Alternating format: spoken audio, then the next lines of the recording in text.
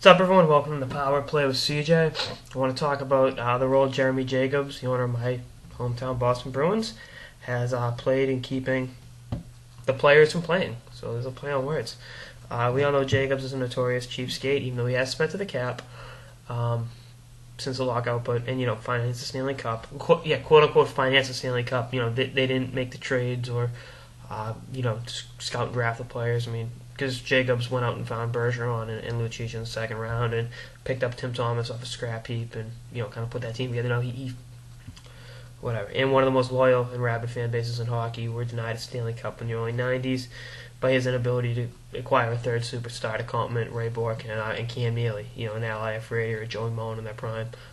To really complement those guys would have been outstanding, but Jacobs chose not to acquire guys of that caliber. Look where they are. And, resentment among the players is towards Jacobs is at an all-time high. Paul Bissonnette, Biznasty 2.0, who, by the way, is following me on Twitter, which is pretty cool. One of my favorite NHLers in terms of personality and tenacity, called him out on it. You can't just sit around and bash Bettman nonstop. Does he deserve some of the blame? Yeah, absolutely. But, he's working as a puppet on behalf of the owners, and that's his job. You can only blame Bettman so much.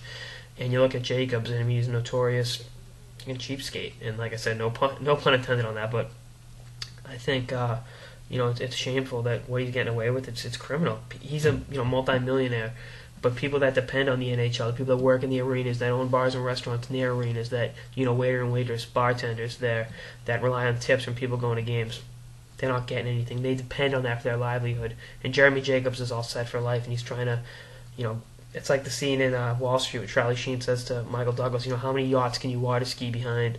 How many houses, how many mansions can you own?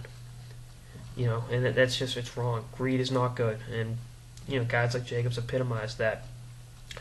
And, I was disgusted by something I read today about when they won the Cup in 2011, he made employees pay the taxes on the Stanley Cup ring.